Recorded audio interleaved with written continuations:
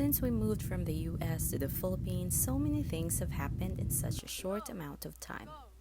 Life didn't slow down, it shifted. The kids got enrolled in school, which alone came with so many adjustments: new routine, new classmates, and a new culture. There was excitement, but also culture shock for them, and honestly for us too. Simple things suddenly felt unfamiliar, and familiar things were suddenly far away. At the same time, we made big adult decisions. We paid off our land. We hired people to help us start building our dream. The plan has always been clear in our hearts to create a farm and eventually a campground. A place where people can slow down, breathe, reconnect with nature. A place that feels peaceful, intentional, and alive. Because of that, we now spend so much of our time here on the farm. And you know that feeling when you have a goal? You get so obsessed with it that everything else fades into the background. That's exactly how I feel right now. Every day there's something to do, something to fix, something to imagine, something to build, and even when my body is tired, my mind is still running, planning the next step, the next improvement, the next small win. Today, while walking around the property, I noticed these plants growing everywhere along our pathway. They immediately caught my eye. I've seen them before in other people's gardens, and I always thought they were so cute. The purple and the green combination is just beautiful, simple but striking. The kind of plant that doesn't scream for attention yet somehow stands out.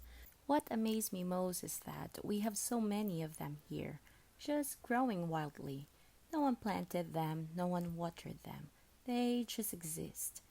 Some were clumped together in little bundles, growing tightly side by side. Others were completely on their own, just sprouting straight from the soil.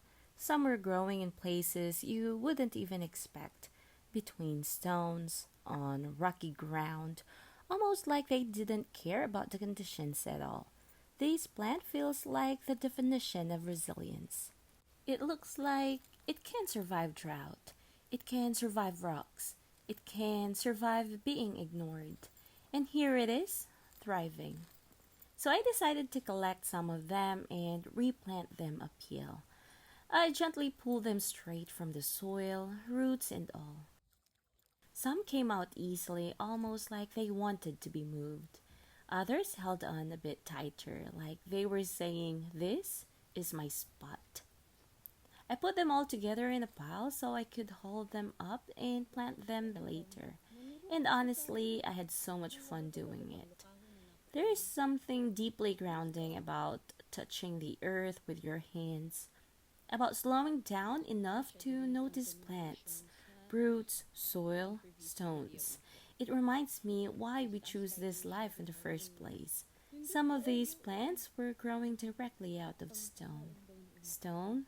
That still blows my mind. It made me think about how much abundance exists here, if you're willing to see it.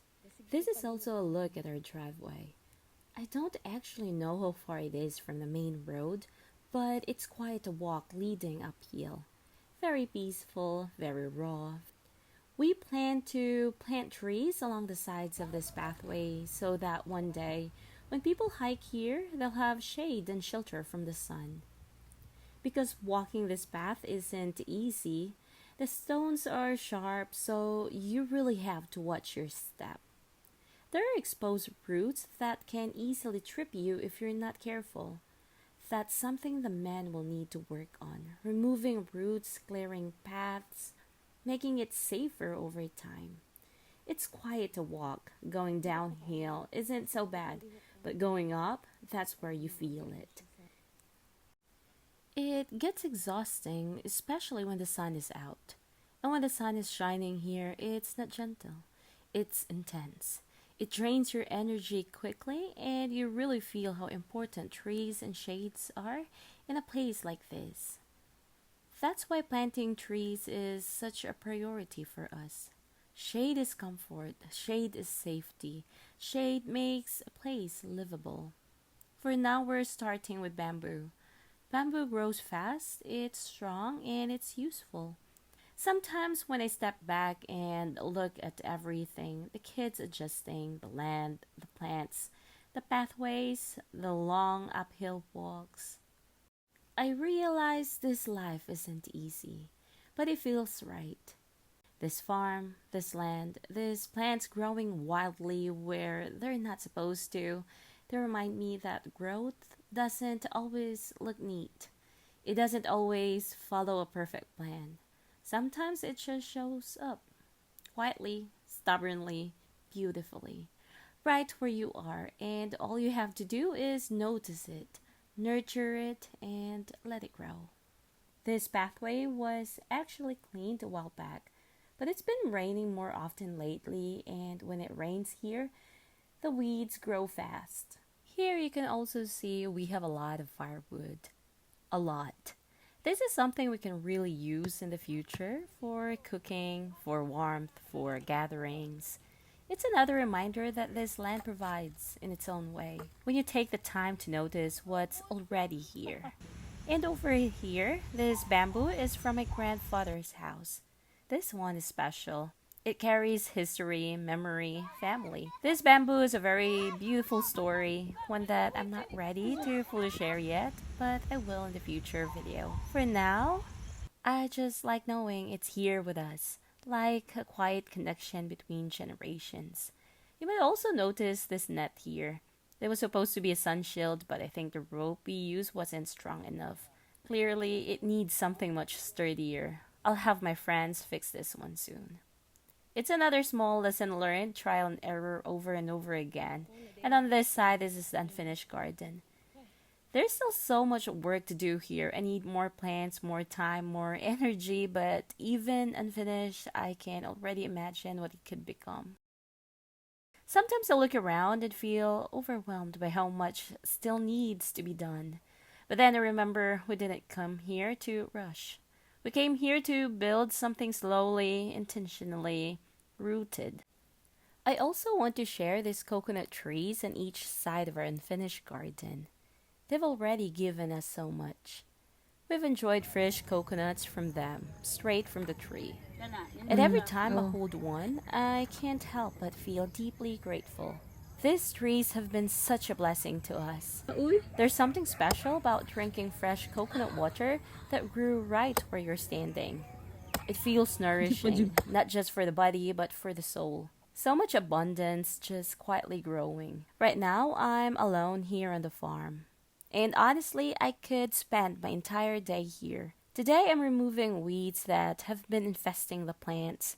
Sometimes it gets confusing trying to figure out which plant is which because the weeds grow so fast. They overcrowd the soil almost overnight, taking space and nutrients before you even realize what's happening. It's a constant process. You clear one area and another one needs attention, but there's something oddly therapeutic about it. Just you, the soil, the plants, and time moving slowly. Right beside me was a calamansi tree.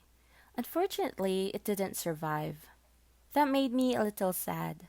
But I've learned that not everything makes it, and that's okay. Some plants teach you how to let go, others teach you how to try again. I just miss this kind of life. A life that's calm, slow, quiet. A life without rushing, without noise, without constantly checking the time. Just peace. In quiet, in alone time. Out here, I feel grounded, present, grateful. And for now, this is exactly where I want to be.